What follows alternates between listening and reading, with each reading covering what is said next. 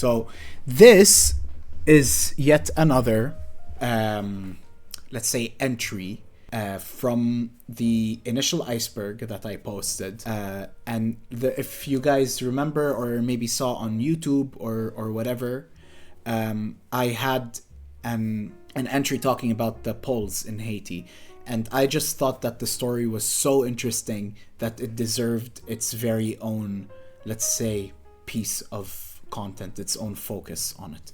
So without further ado, let's get into the presentation. First, of course, in order to understand the context of what exactly happened, you sort of need to go back into the background of where Poland was at the time, as well as Haiti, but we'll start with Poland. So the date is May 3rd, 1971. Now, for all the Poles watching, I'm sure that you already know what I'm talking about. The Polish-Lithuanian Commonwealth established a constitution to protect the rights of the people, for the first time giving agency to the citizens of the country and not just the royal family or whatever that was controlling the country. And this is one of the many moments in Polish history where Poland existed as a nation. And then, of course, subsequently didn't. As we all know, Poland flashing in and out of existence all throughout history. You know, one time there is a Poland, one time there's not a Poland, whatever, blah, blah, blah. What can you do? Tough shit, right? So this was actually the first of its kind in Europe and only the second in the world to the US Constitution, which came 2 years prior in 1789. So a lot of people don't know about this, at least internationally or globally, is that Poland, or the Polish-Lithuanian Commonwealth, was the second nation state in the whole world to ever establish a constitution. This was the first of its kind in Europe and the second of its kind in the world. But, unfortunately, rage-baited by the idea of democracy, Russia, Prussia, Austria created an alliance in order to end Poland once and for all. They did not like this whole concept of power to the people type beat, you know what I mean? They were so not fans of that. And of course, these countries, these entities all surrounded Poland, and so they were sort of threatened by it. They didn't want any ideas to get to their people. So this anti-Poland alliance, or more this anti-Polish democracy alliance, promptly attacks Poland and then goes on to partition it, meaning split it up, into 3 different parts, stripping the Polish-Lithuanian Commonwealth of its rights as an independent state. Literally, right when it happened, these guys got rage-baited, came in, shut the whole operation down and split it up. Bam! Poland is no more once again.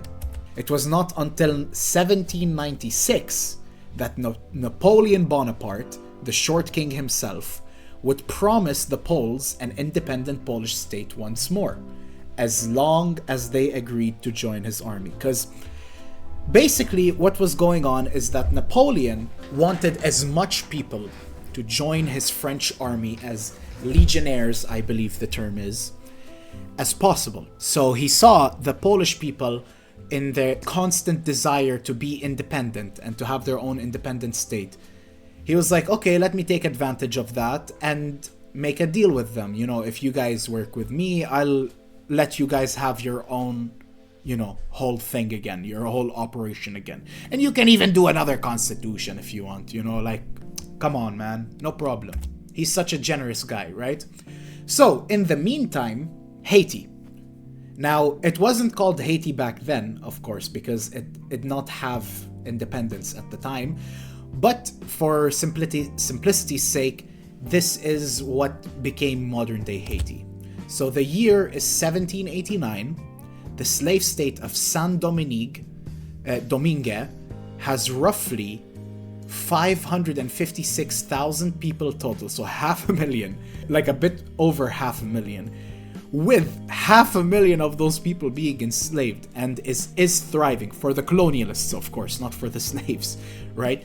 That's insane. Like, the majority, that's why it's like a slave state, man. Like, the whole thing is just slaves with like a 1% basically sitting on top of them. Does this remind us of anything? Surely we do not have a system similar to that nowadays, huh? So, discontent with the racist system grows amongst the population of the French colony. So, it wasn't all actually just slaves. So they had different classes of people. They had the people who were at the top, at the 0.1%, who were known as, like, I forgot the names because they all had French names, and I refuse to force myself to say anything in French if I can help it. So they had the top guys, the top white guys. These were people who were in control of the businesses. They were close relations to the French colonialists, to the government, to the French. They were the guys that were like really like the few rich who were all powerful and in control of everything, keeping everything in check, right? And then below that, they had the white people who were still like above the slaves and everything, but they were more, let's say, like middle class. That's the best equivalent thing that I can put, right? And under the middle class, they had the white people who were still fully white, French or what have you, sometimes Spanish, I believe as well, who were in the lower end of the workforce, but still, again, benefiting from this whole slave system. Now, interestingly enough, they did have other class systems beneath the white people. So on top, they had what they called, I forget then again, it's in French, I refuse to learn it, but it was basically the people who were mixed. So people who were mixed with black and white, European, with confirmed European people who were mixed, basically. These people were actually oftentimes considered free people because of the European blood and genetics that they had, even though they were mixed. But because they were mixed, of course, they were like beneath any other full white person, but they were above any other black person. So they were in this like in-between state, right? And then beneath that, of course, they had the enslaved people who were the black worked, of course, the slave work, which comprised basically 500K. And the people that had discontent for the racist system were not just the slaves. Most of them, I assume at least, were the mixed people, the people who were mixed with European and black, and even some colonialists themselves, were not so happy with the whole the whole idea of racism, right? So this is the discontent. These are the people that were like getting pissed off. Many things led to the eventual Haitian Revolution, such as news of the French Revolution. They were hearing shit happening in France, revolution, rising nationalistic sentiment. Now, in this case, nationalistic sentiment meaning they want to cut off from they want to be their own independent state. There was the French Revolution, there was rising nationalistic sentiment, again, like I said, meaning that they were just not big fans of the whole colonialist thing. They wanted to be separated from France and the colonial powers. There was also Spain as well involved there in what eventually became the Dominican Republic, but in the case of this, we will just talk about Haiti, Saint-Domingue.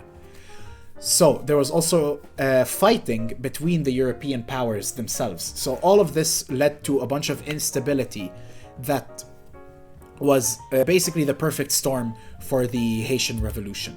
So in 1793, this French gentleman, Leger Félicite Saint-Domingue, was sent from France in order to keep the order in the colony, because all the people were like, they were just like, it was chaos. The French were not benefiting anymore from the slave state as they once were, because it was once a thriving slave state, right?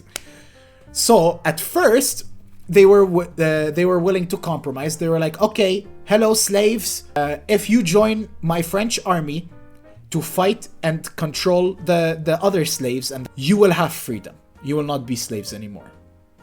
But then eventually they're just like, okay, it, like, bro, okay, no need for slavery at all. Right? No more slavery, guys. All right, you guys all have your freedom. So the French government allowed the decision of abolishing slavery, seemingly bringing good news to all the now former slaves. This was purely out of desperation. You know, they did not have like a Grinch heart grew 3 times or whatever moment. It was not any change of morals or whatever. It was purely a tactical, political decision just to maintain control. Because at the end of the day, slavery is another exertion of power, of control over people. And as long as they could keep some form of power, some form of control, if they had to forfeit some part of it, it's still worth it in their eyes, right? So then we have this gentleman, this guy, this short king, right? Napoleon Bonaparte. Toussaint Louverture was a former slave who became a military general in 1801, which caused Napoleon to attempt to restore the slave state in order to maintain control. So this former slave who became a military general, right? He was still like, you know, trying to take control of everything. And he grew hungry with power as well, you know. People, regardless of skin color, they want power often. Especially when they strive for positions of power, like a military general, for example. So Napoleon, seeing this happening, seeing the French power weakening in this colony, he was like, okay, you know what, you guys are misbehaving. I'm going to restore the slave state in order to maintain control. Tough luck. You know, I like power. I want to be on top.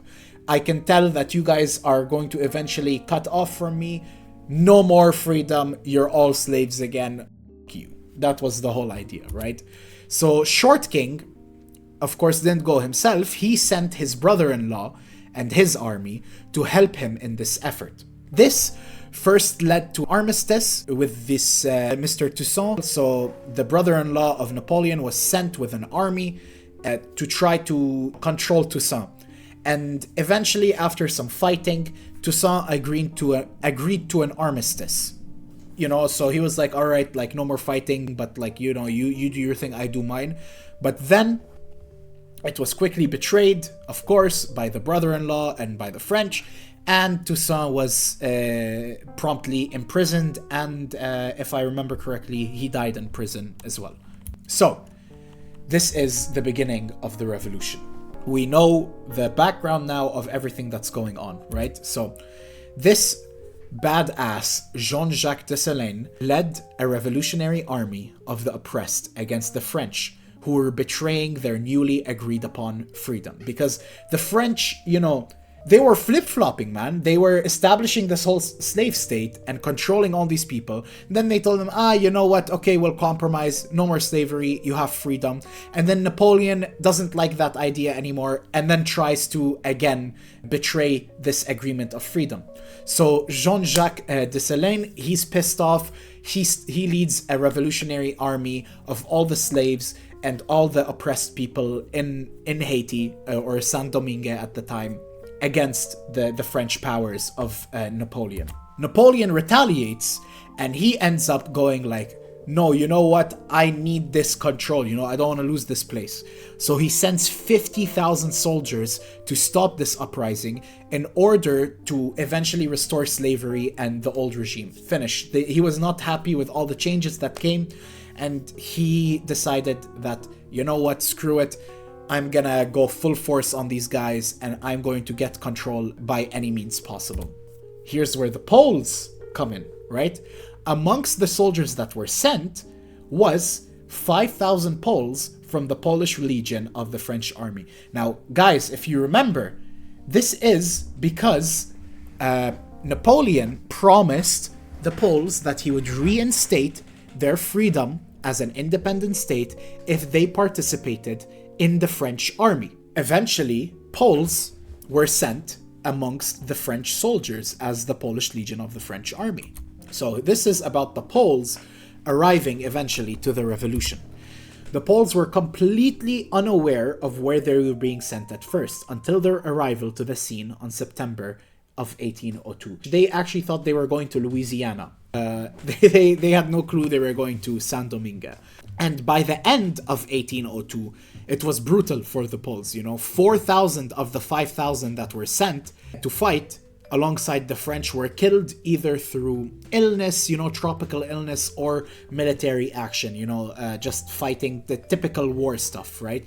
At the time, these Poles did not know much about what was going on. They did not see the reality of the situation. They were promised this glory. So, of course, they fought. They did what thought they had to do to secure freedom for their own people. So the majority died through illness or fighting, with now only 1,000 Poles remaining. So from the 5K that were originally sent, 1,000 Poles were left. So the Poles, the Polish legionnaires, eventually see reality. By early 1803, considering the reason that the Poles were in the army in the first place, they began to see a shared struggle for freedom between both themselves and the Haitian revolutionaries that they were originally sent to fight. They had the same sort of concept. In essence, they were having great power exerted on them, and they lost independence. They didn't have independence. These guys saw a similar struggle, between themselves and the Haitians. So the Poles, eventually, growing in discontent with what the French were doing in Haiti, they started to just straight up ignore military orders directly from the French. And they actually began to join the Haitian rebels in the fight. So, General Dessalines forms a guard of honor comprised entirely of Polish rebels in the staff. This guy, this General Dessalines, who, mind you, remember, he was the leader of the revolution in the first place. He was so impressed with what the Poles did that he was like, yo, these guys are fuck. Like, I want them on my side. Like, I want to officially, formally recognize them as people that are on my side. So I'm going to keep them in my staff. So by November 1803, the Poles officially joined General Dessalines, no longer serving the French army and its interests. That is pretty based, in my opinion. Based Polish army moment. So, this revolutionary army defeated the French, who surrendered and withdrew from Haiti. These guys were sent originally to fight the revolutionaries, to fight the rebels. And they were just so disgusted with the whole situation of the thing. And they saw similarities with their own struggles, that they were like, nah, man, like we don't care if we die. Like, we're 1,000 people left, but fuck it, bro. Like, we're gonna participate. We're gonna be on the right side of history. So eventually, this teamwork with the Poles and the Revolutionary Army, which they were now a part of officially, they defeated the French, who eventually surrendered and then finally withdrew from Haiti. They booked it out of their finish. It was no good for them. It was not worth it. So, Saint-Domingue No More. A little Spider-Man No More reference for you guys, for all my comic book readers. Hello. So, on January 1st, 1804, independence is officially declared under the name of Haiti. So, finally, Haiti is declared as an independent state with the official title of Haiti. And in 1805, during the drafting of the Haitian constitution, the topic of the remaining Poles, of course, eventually came up. Because in that constitution, people that were allowed Haitian citizenship to be called Haitians in the eyes of the government were black people. Of course, understandably so, right? So then came up this topic of like, hey bro, there's like 1,000 or so Polish guys, these white guys, they don't have a drop of melanin in their system.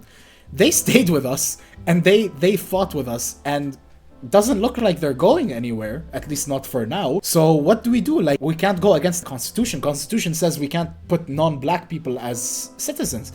So instead of changing the Constitution, they make a declaration saying that the Poles are to be accepted as children of the island, naturalize all who wish to remain with us. In other words, instead of changing the Constitution, they legally saw the Polish people that remained and fought with them as black people. They didn't make an exception. They made them one of them in the most like essential way possible. You know, like they, in the eyes of the law, in the eyes of the government, the Poles were just as Haitian as any other person there, which is a really powerful thing, honestly. So the Poles who became Haitians, unable to return to Poland in fear of punishment, and understandably very dissatisfied with Napoleon and France, around 400 Poles remained and were granted Haitian citizenship. I looked into it, and the remainder that did not stay returned to France. I'm not sure exactly on the eventual fate of those people that left, but I know the fate of the people that stayed. So about 400 to 500 Poles ended up staying and got Haitian citizenship. These Poles integrated completely into Haitian society. They became equals amongst the people that they helped fight for freedom. They became farmers for the most part, if I'm not mistaken. This is what I mentioned before. Despite only black people having the right to hold Haitian citizenship at the time, the Poles were legally considered black in order to be granted citizenship. That's how much, you know, Mr. General Dessalines loved these guys. Once independence was declared, General Dessalines became the first emperor of Haiti. So now he's Emperor Dessalines. Jean-Jacques Dessalines, who now became the first emperor of Haiti, declared that the Poles were the white Negroes of Europe. So, life after the revolution. As you can see here in the photos, these are the descendants of these brave soldiers. These are people who came directly as a result of the Polish rebels that became revolutionaries themselves. It's a very distinct look, you know, you can see some Polish in them, especially with their eyes, their skin, the color of their hair. It's a pretty fascinating thing to look at. You know, these people are considered Haitian by all means. So the now Haitian Poles settled in various different towns, cities in Haiti. To name a few, I hate speaking French.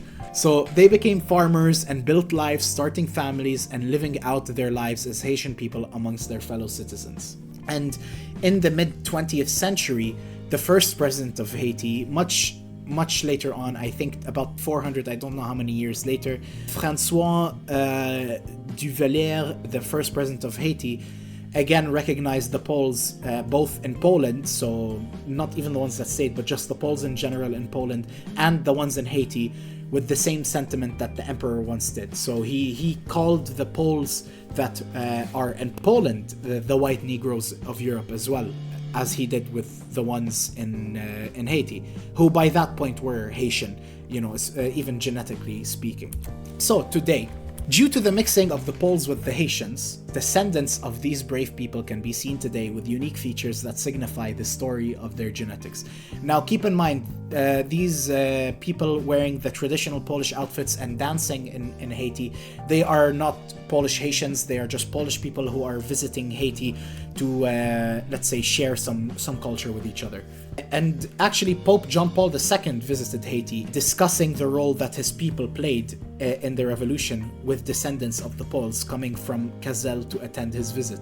Apparently, this is purely word of mouth, but from what I've read, the Pope also sent a few priests to the cities or towns that had Polish Haitians to wear their clothes and go and attend the Pope's what's it called, like just presentations or whatever you want to call it. That's the end, guys. Thank you for your attention. I hope you enjoyed this presentation of mine.